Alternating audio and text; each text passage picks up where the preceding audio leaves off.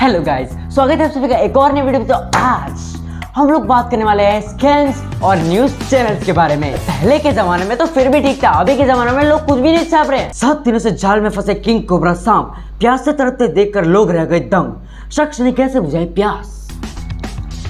सबसे पहली बात, लोग पानी पीते सांप को देख के दंग क्यों रह गए। और दूसरी बात, शख्स ने कैसे बुझाई प्यास। ऑफ कोर्स पानी पिलाएंगे, मॉकटेल तो पिलाएंगे नहीं ना उस आपको। अब आप सोच रहे होंगे कि मैं ये कैसे कह सकता हूँ, दिख रहा है थंबनेल में, फिर मैं क्यों जानूं कि उस तरीके से प्यास बुझाई। लेकिन होते हैं ना कुछ लोग जिनको कीड़े होते हैं, हर मैटर में अपनी टांग घुसानी है। लो देख लो फिर।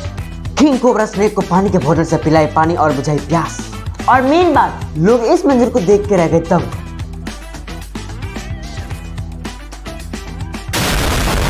हीरो क्या हुआ, इधर आ इधर आ। अरे पर क्या है यार, इधर आ। ये देख, क्या देखा क्या। अरे ये देख, अरे कबूतर पानी पी रहा है। तो क्या, कितनी शॉकिंग बात है। इसमें शॉकिंग क्या है कि कबूतर पानी पी रहा है। वीडियो बना के न्यूज में छाप देना, मेरे घर आया कबूतर पानी पीने। तो वीडियो शुरू करने से पहले मैं आपको एक बहुत ज्यादा इंपॉर्टेंट बात करना चाहता हूँ। बहुत ज्यादा इंपॉर्टेंट बात, बहुत ज्यादा। King cobras are not actually cobras. सही सुना आपने। पेड़ पर सांपों के झुंड की गुत्थम गुत्थी। लोगों ने पूछा कि ये क्या कर रहे हैं नागराज। और ये न्यूज जी वालों ने छापा है। और तुम्हें पता है असली न्यूज कहां पे होती है? एकदम रियलिस्टिक, एकदम सच्चोल न्यूज। वो तो अपनी गवर्नमेंट पॉलिटिकल जोक्स नहीं, वरना गवर्नमेंट के इंसान मेरे घर पे आके मेरे को इल्लीगल तरीके से बस इससे ज्यादा नहीं, वरना सच में जेल जाना पड़ेगा। हाँ तो कहाँ थे हम? जी न्यूज पे। हाँ तो कभी कोई कंटेंट ना हो, एक आधा गलती हो जाती है, कुछ ना कुछ फालतू का कंटेंट डालना पड़ता है। कुछ और दिखते हैं। चलो जी न्यूज पे क्या है। नहीं देखा होगा नाग नागिन का ऐसा मिलन। कोई बात नहीं, कुछ तो अलग न्यूज होगी। नाग नागिन लव।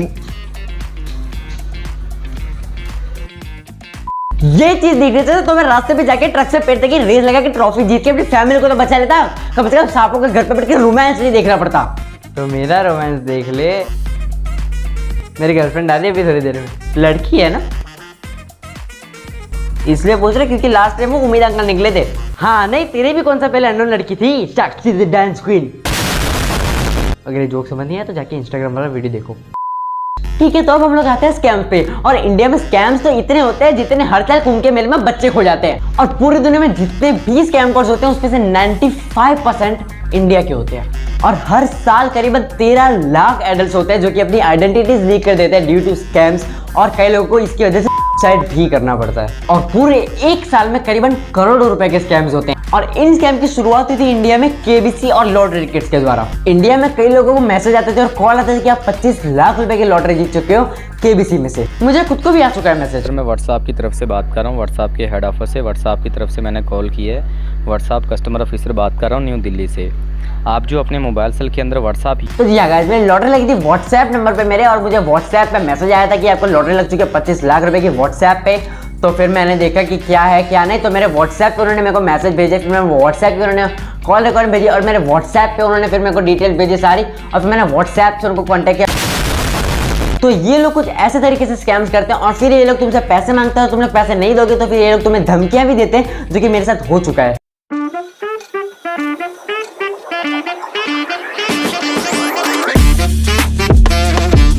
और एक केबीसी वाले स्कैम के बाद आते हैं OLX वाले स्कैम। और OLX में अभी भी कई सारे स्कैम चलते हैं, जिसमें एक था एक्टिंग के स्कैम। तो मुझे एक्टिंग का शौक है, मुझे एक्टिंग सीखना बहुत पसंद है। तो मैंने अप्लाई किया था एक एडवर्टाइजमेंट के लिए, जिसमें फ्रेशर्स भी अप्लाई कर सकते हैं और बच्चे भी अप्लाई कर सकते हैं। तो फिर 2 दिन बाद मुझे उनका कॉल आता है और मुझे मैसेजेस आते हैं कि तुम्हें 10,000 रुपये पे करने पड़ेंगे। और 10,000 रुपये एक मिडिल क्लास फैमिली के लिए क्या होता है वो तुम्हें पता ही होगा। और उसके बाद भी अपने जुगाड़ कर करके 10,000 रुपये उनको दिए।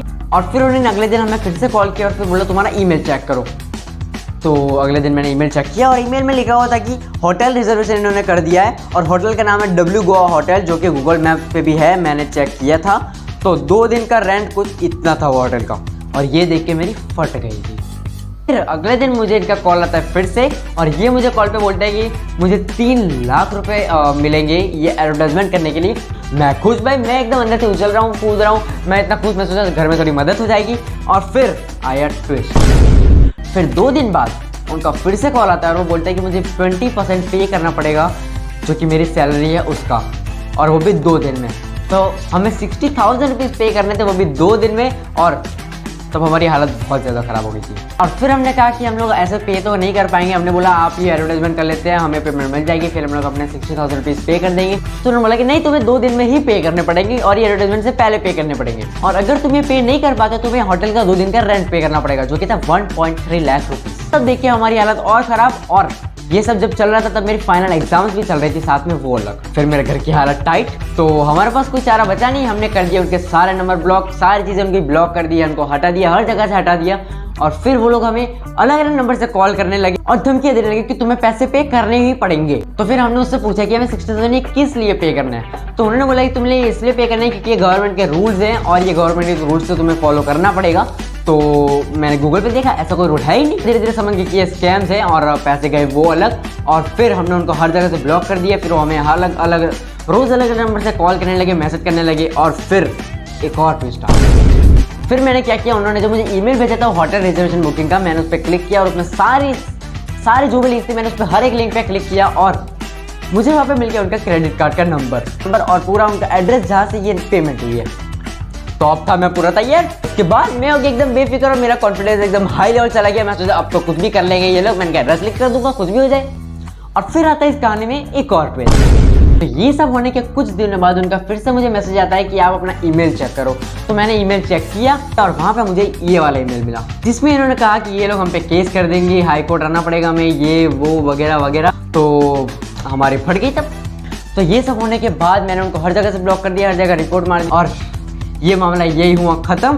तो मैं बस आपको यही बताना चाहता हूँ कि ऐसे बहुत सारे स्कैम्स होते हैं, तो प्लीज़ उसमें मत पड़ा करो। तो ये लोग सबसे पहले तुम्हें अट्रैक्ट करेंगे, तुम लोग अट्रैक्ट होगे, उसके बाद ये तुमसे पैसे मांगेंगे, और अगर तुमने पैसे नहीं दिए तो ये अपनी कॉल रिकॉर्डिंग भेजेंगे। ये लोग तुम्हें हज़ारों गालियाँ देंगे और बोलेंगे तुम लोग ये हो, तुम लोग वो हो, टाइम वेस्ट कर दिया हमारा, ये वो वगैरह वगैरह। पर तुम लोग अपने दिल पे मत लेना, इग्नोर मारो, वो कुछ नहीं कर पाएंगे। और इन चीज़ों की वजह से इंडिया में कुछ इतने सुसाइड्स होते हैं हर एक साल due to economic problems and scams. तो अगर तुम्हारे साथ भी कभी भी कुछ भी होता है तो तुम बिल्कुल भी पैसे मत दिया करो, और साइबर क्राइम की ब्रांच होती है, तुम उस पर जाके कंप्लेंट भी कर सकते हो ऑनलाइन वेबसाइट पे जाके। ओके गाइस, आई होप आपको ये वाला वीडियो पसंद आएगी, ये वाला स्टोरी टाइम वीडियो पसंद आया होगा। अगर पसंद आया तो कर देना, चलो सब्सक्राइब, वीडियो को लाइक। मैं मिलता हूं आपसे नेक्स्ट वीडियो में, तब तक के लिए goodbye and thanks for watching.